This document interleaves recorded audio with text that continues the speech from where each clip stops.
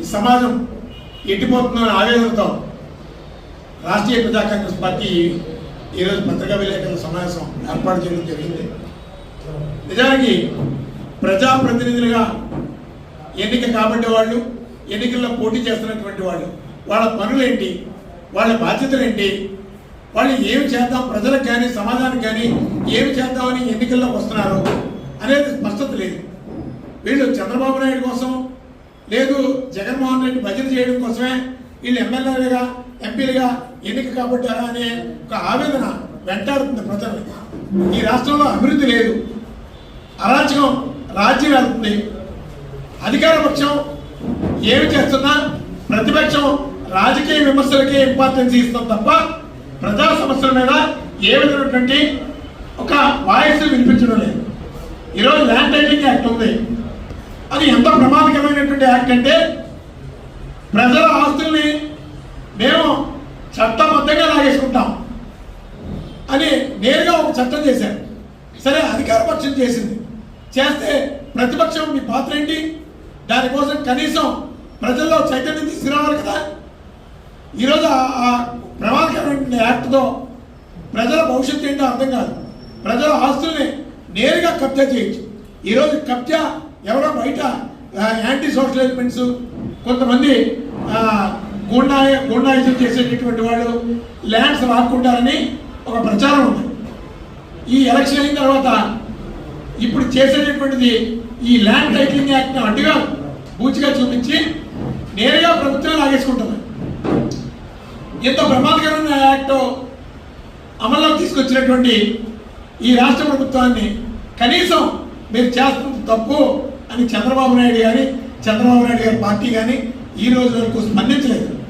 స్పందించకపోగా వాళ్ళు చేస్తే అది తర్వాత మనం అనుభవించవచ్చు అనే ఒక కళల్లో మీరు ఇది చేస్తే మా ప్రభుత్వం వస్తే మేము దోచుకోవచ్చు.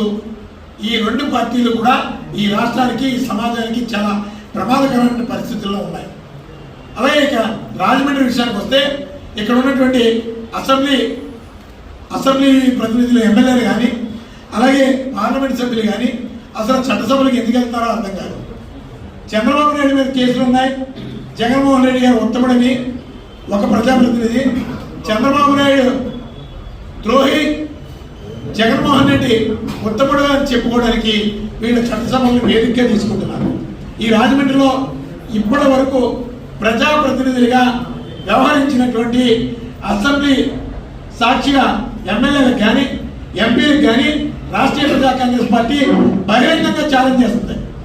ఈ రోజు వరకు గత 25 ఏళ్ళు 30 ఏళ్ళుగా ఈ రాజమండ్రిలో మీరు స్వయంగా చేసినటువంటి అభివృద్ధి ఏదైనా మీ ఎమ్మెల్యే హోదాను కానీ పార్లమెంట్ హోదాను కానీ చూపించుకొని ప్రజలకు కానీ ఈ సమాజానికి కానీ ఈ రాజమండ్రికి కానీ ఏదైనా చేశారా అనేది బహిరంగ చర్చకి సిద్ధపడితే మేము చెప్పడానికి సిద్ధంగా ఉన్నాం.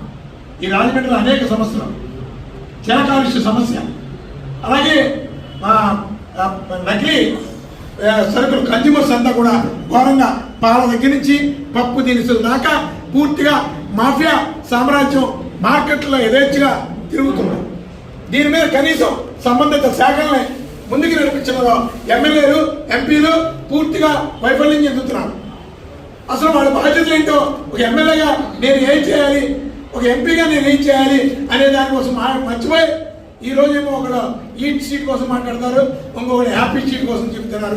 ఆ 2 షీట్లు కూడా ఈరోజు ఘోరంగా బ్లేడ్ ఖర్చులతో అలాగే గంజాయి మత్తులోని నిత్యం కరాల నృత్యం చేస్తున్నారని చెప్పి ఆ పార్టీల వాళ్ళే చెప్పుకుంటున్నారు. ఆ పార్టీల వాళ్ళే ఒకరు విమర్శించుకుంటున్నారు. ఈ ఘోరమైనటువంటి దుస్థితికి మీరే సాక్షి. అందుకని మీ మూలంగా ఈ రాజమండ్రి సర్వనాశనం అయిపోతుంది. అలాగే ట్రాఫిక్ ఇష్టానుసారం ట్రాఫిక్ కంట్రోలింగ్ లేదు, క్రమబద్ధీకరణ లేదు, ప్రజలు ఘోరంగా ఇబ్బందులకు గురవుతున్నారు.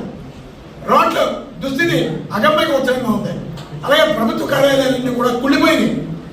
ఏ ప్రభుత్వ కార్యాలయం సరే డబ్బు ఇస్తేనే ఏదైనా చేస్తారు, డబ్బు ఇవ్వకపోతే అది దోపిడీదారులకు కట్టబెట్టేస్తారు. రెవెన్యూ కార్యాలయం కావచ్చు, ప్రభుత్వ సెక్టార్స్ ఏదైనా సరే, ఇరిగేషన్ డిపార్ట్మెంట్ కావచ్చు, ఆర్ఎండ్బి కావచ్చు, ఇక మున్సిపల్ కార్పొరేషన్ కోసం